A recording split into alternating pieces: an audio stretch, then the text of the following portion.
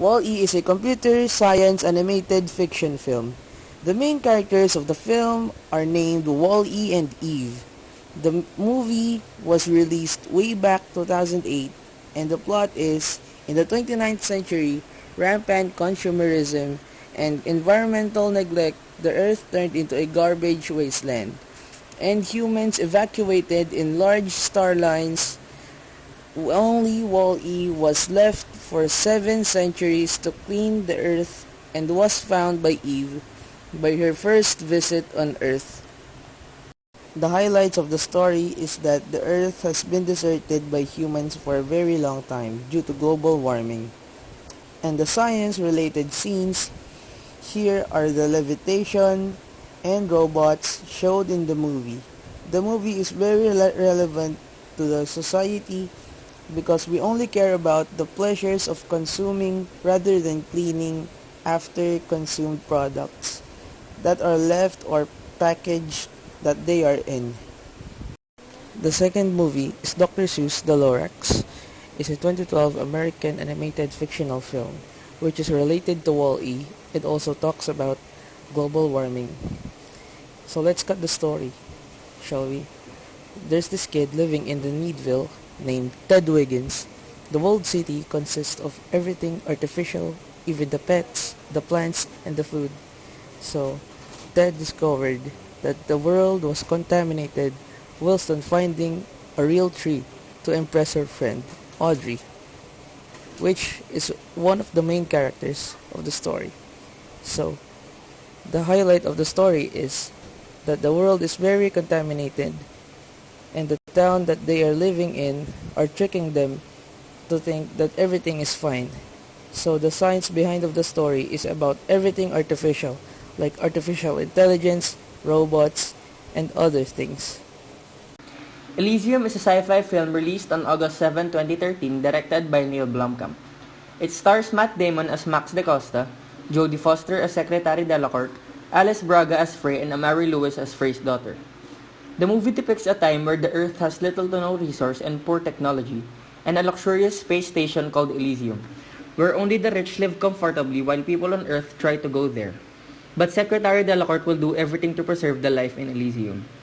The highlight of this movie is when Max DaCosta, a worker in one of the factories on Earth, gets stuck in a machine and gets sick because of radiation. Then Max becomes desperate and goes to Spider to connect a powered exoskeleton to him to get to Elysium. The science behind this movie is the use of technology to help and improve the life of people who can afford it. The technology used is a futuristic world in a shuttle and advancements to the body such as the exoskeleton connected to Max when he was sick. The movie tackles issues about social class, healthcare, immigration, and the justice system because in the movie, only the ones who can afford this type of technology are the ones benefiting from it, while the lower class of people get left behind, which can be seen in our society today.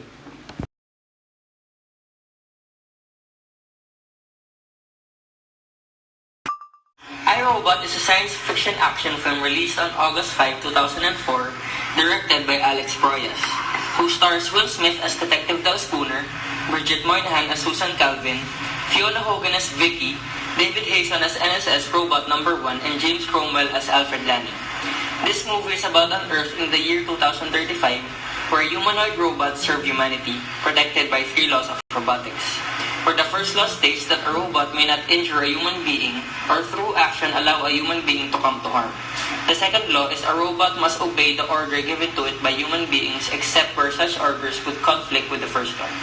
And the final law, a robot must protect its own existence as long as such protection does not conflict with the first 2 laws. But Detective Del Spooner distrusts these robots because of an incident where he was rescued instead of a 12-year-old girl because the robot calculated that his chances of surviving was higher than the girl. But his 12-year-old was in the passenger seat. Never really met her. I can't forget her face, though.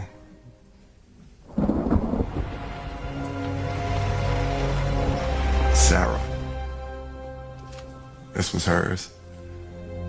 She wanted to be a dentist. The hell kind of 12-year-old wants to be a dentist? Yeah.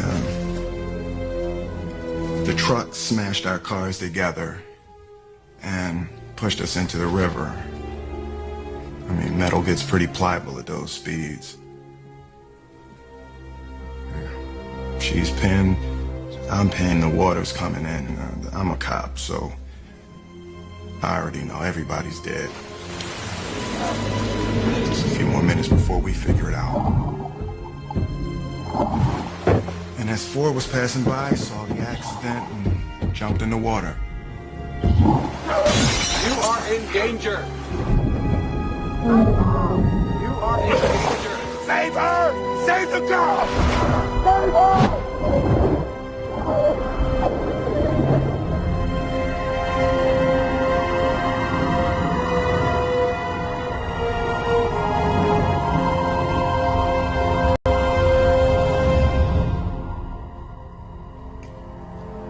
But it didn't. Save me. The robot's brain is a difference engine. It's reading vital signs. It must have calculated that... It did. I was the logical choice. Calculated that I had a 45% chance of survival. His injuries from the accident was repaired using cybernetic material. The highlight of this movie is when Alfred Lanning falls to his death, where detectives declare it was a suicide. But Detective Del Spooner thinks otherwise because he thinks that a robot caused his death. The science in this movie is a futuristic world wherein robots serve humans. The technology can be seen through programmed robots who follow orders from human beings. As shown in the movie, the nature of these programmed robots is unpredictable. This kind of technology is too advanced and may create a mind of their own and lose control, which can be seen in our society today. But humans are the ones losing control over technology and controls the minds of us people.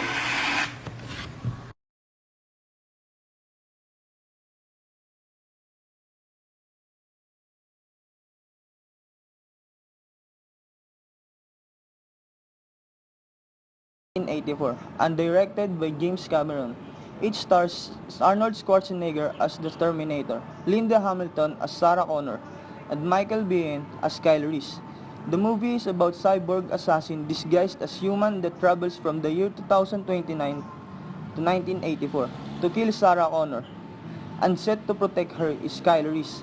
Sarah is targeted because Skynet, an artificial intelligence system that will spark a nuclear holocaust in the near future, knows that Sarah's son will lead the fight against them. The highlight of this movie is the scene where Kyle and Sarah hide in a parking, and Kyle explains to her that she is being hunted because her unborn son, John, will lead the revolution against Skynet. Science in this movie can be seen with the use of ideas of time travel and humanoid robots. Real Steel is a science fiction sports film released on September 6, 2011, starring Hugh Jackman as Charlie Kenton, Dakota Goyo as Max Kenton, and Evangeline Lilly as Bailey Salley. This movie, in the year 2020, human boxers are replaced by robots, and Charlie Kenton, a former boxer, owns and fights with these robots, but has bad luck because he loses in his fights. When he reaches rock bottom, Charlie teams up with his son Max to build and train robot named Atom for a last shot at redemption. The highlight of this movie is a scene where Max finds Atom in a robot scrapyard and saves him as he was about to fall down in a cliff, and managed to revive and set Atom working again.